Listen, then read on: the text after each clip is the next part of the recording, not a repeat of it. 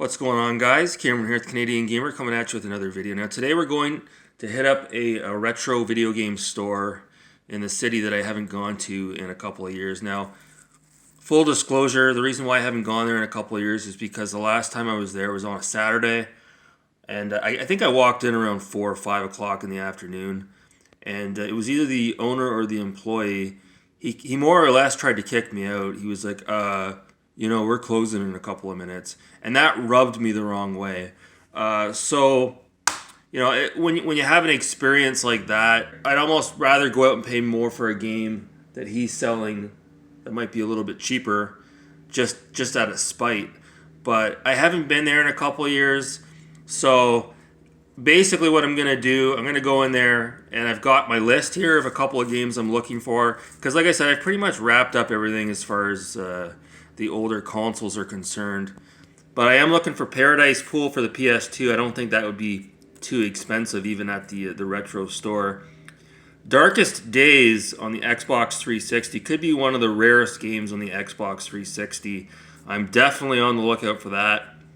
Ridge Racer 7 for the PS3, because this game is available on the 360 as Ridge Racer 6, but the game to get is Ridge Racer 7 on the PS3. It runs a lot better and it looks better than the Xbox 360 counterpart.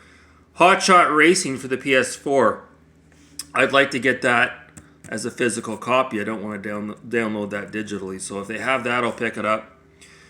These two, I always look for them. Splashdown, Rides Gone Wild, and Downhill Domination. Two games that MJR always talks about, and I've never seen them out in the wild. So we'll take a look. I'm not expecting to see these two games. And lastly, we're going to look at the Loose Cart Genesis games as well. So it should be fun. Stay tuned. So one thing I wanted to say with regards to the Sega Genesis, when you're collecting Loose Cart, a lot of people would tend to laugh at the sports titles. Nobody wants the sports titles. They're all dirt cheap, even for the Super NES a lot of the times. But for collectors like me, we understand that some of the best games on the console are the sports games. I know my buddy Mega Dan. He's been streaming a lot of Major League Baseball Presents Ken Griffey Jr. on the Super NES. That's a really good baseball game. It's really good. I don't know how much it goes for. I can tell you it's probably not as much as some of the other rare games on the Super NES, but same goes for the Genesis. Nobody wants the sports games. Oh my god! But yet some of the best games on the console are the sports games. Honestly, so that's what I'm kind of looking for today when I go to the retro store. I've been looking for this kind of hard to find golf game. It's Chi-Chi's Pro Golf. I think that's what it's called. Chip Shot Golf. And I know I've seen it before. I know I have years ago. But, another topic, another conversation piece altogether. Yes, the Genesis is cheaper to collect for than the Super NES. But for whatever reason, when I go to the flea market, when I go to the fucking pawn shop, when I go to the thrift stores, I come across Super NES games, but I'm not seeing Genesis games out in the wild. I'm just not. So yeah, I'm particularly looking for sports games and arcade racers today when I look at the Genesis, and yeah, I'm really excited. So anyways, guys, stay tuned.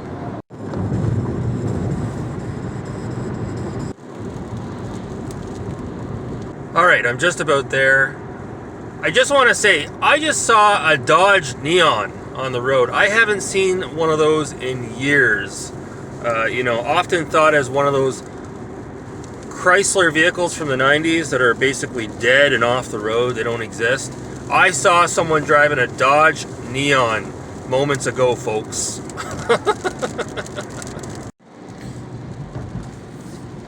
Coming up on a nice classic Audi TT Roadster. Look at that.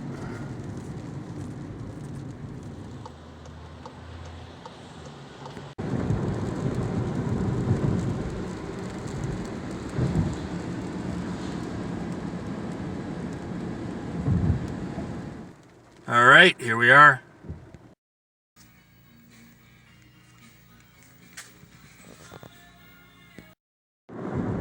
Alright, so we're back on the road, and yeah, the store had a lot of expensive stuff, especially in the glass case, a lot of rare stuff.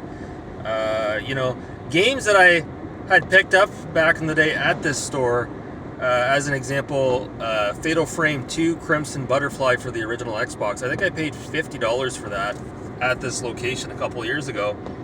And I walk back in today and they're selling it for $120. Is it worth that much? I don't know. But, you know, it kind of makes me wonder, you know, back in the day when they were selling Outrun Coast to Coast 2006 for the original Xbox for like $60, I probably should have picked it up. But you got to factor in inflation as well, I guess, and all the rest of it. He also had the Curse of Isis, the Eyes of Isis, the Curse, for the original Xbox. And he was asking $100 for it, and I recently picked that game up for like less than $10 at another retro gaming store. So these prices are open to interpretation with these retro games, I think. So that being said, the store didn't have any of the games on my list, unfortunately. But when I went over to the loose cart aisle for loose cart Genesis, he had a lot of games, and I picked up 2 games for the Genesis. They were $30 a piece. You factor tax, came to $67. I spent about $10 worth of gas driving to the store today. So $77 in total. It'll be interesting to see if I go home and look up these 2 games on eBay. I know eBay is not like the best place to price things out. What these games are going for on eBay. One of the games I picked up, absolutely I saw it for about $50 at another retro game store maybe a year ago, and I picked it up for $30 today.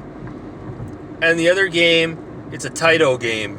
So they're both pretty sought after. They're both pretty uncommon.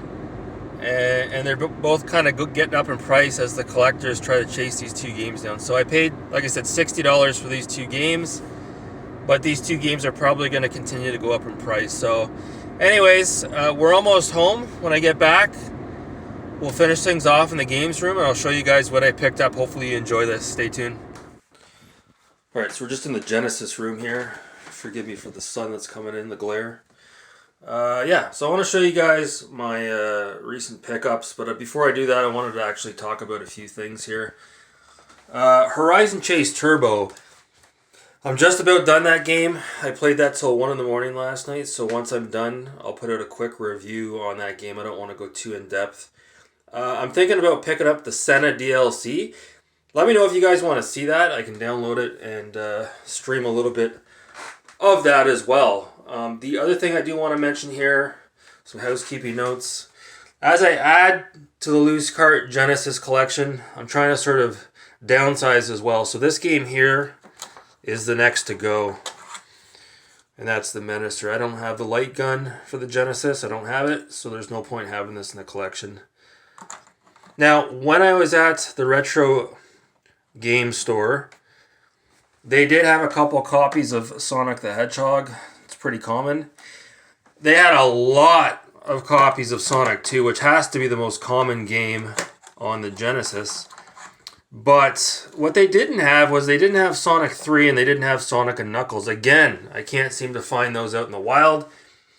They had almost as many loose copies of Sonic Spinball as they did Sonic 2. Sonic Spinball is extremely common, and guys, it's not a good pinball game. I played it. I had it back in the day. I had it on a Sega Genesis collection on the Xbox 360. It's not a good game. Very slow-paced. I think it was developed by Traveler's Tales, if I'm not mistaken. Not the greatest game in the world. The other thing I want to mention, I've got Top Gear 2 on its way for the Genesis, and I've also got Lotus Championship Racing coming in the mail, so I'm looking forward to that as well. The last thing is I picked up this basket here at the dollar store. So you see I've got some CIB down here. But I wanted to put this basket here for now to store some more loose carts because this one's completely full, mostly of golf games. And there's my Dreamcast as well. Having some issues with the laser. So I'm rambling a bit much here, so let me just show you what I picked up. Here it is. So I picked up Virtual Racing and I picked up Chase HQ. Now what's funny about this, again, excuse the light glare here, we'll move these games. Move them over here. Just a ghetto setup, eh? Just ghetto. So, this game here, about a year ago, maybe a year and a half ago, I saw this game at another game store and it was about $50. I kid you not. This is one of the most expensive. It was at the time. This was the most expensive Sega Genesis game ever made. And when I say that, I'm talking about the SVP chip that's inside here. That's why the cart is much bigger than a typical Genesis cart. So this had a chip in it, just like the Super FX chip, for, you know, Star Fox, Stunt Race FX on the Super NES. But this worked a lot better. The frame rate was really good in this game. Well, I shouldn't say it was good. Apparently, it's only about 15 frames per second. But still very playable compared to, let's say, Stunt Race FX on the Super NES. I'm sure you guys have all seen it. It's a poor example of a game with the Super FX chip, I can't even speak. And it didn't run very well, but this is not bad. It's a really good example of virtual racing. This game back in the day, this was $100 USD to buy this. So went online. You can pick it up for about $30 on eBay. So yeah, I paid about what it's worth. Now, interesting to note though, the other game I picked up here, Chase HQ 2, which is actually Chase HQ. They just rebranded it HQ 2 for the Genesis Taito game. I paid $30 for this. I went on eBay. And the cheapest copy right now is $65 USD. But when you go on a price charting or pricechart.com, they're saying this is worth about $30 loose. Well, where are you going to find it loose? You can't. You got to go to eBay. And there's only about 7 listings right now on eBay. Maybe I got that wrong. Maybe it was about 3. One of them was complete in box. I think the other 2 were a loose cart. And they weren't cheap.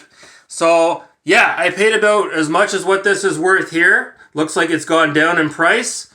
But this one, I don't think it's worth $30. I think it's worth a lot more than that if you were to go out and buy it today. So, yeah, not bad at all. So with tax and everything, this came to about $67. Then you factor about $10 worth of gas. I paid $77 altogether. I paid about as much as what this is worth. But this, I think I got a good deal on. So all in all, I think I came off, you know, saving a little bit of money compared to if I went online and picked up these 2 games. So I'm going to pop these on tonight and check them out. If you guys do want to see a little bit of gameplay footage, let me know as well. This is really more of a tech demo and a conversation piece, to be honest with you. But I really wanted to have it for the collection. Be interesting to see if that does go up in price. I don't think it sold a lot of copies back in the day for obvious reasons. So it'd be interesting to see if maybe 10, 15, 20 years from now, how much this is worth. It looks like the label is a little bit faded on there. I could be wrong. But Chase HQ is dead mint. The label's mint. It's really, really good shape. So, yeah. Really happy to pick these 2 games up. Looking forward to picking up Top Gear 2 when it comes in the mail. And Lotus Championship Racing. So anyways, guys, that's going to do it for this video. I really appreciate you tuning in. Thanks so much for watching, guys. Have a great rest of your day.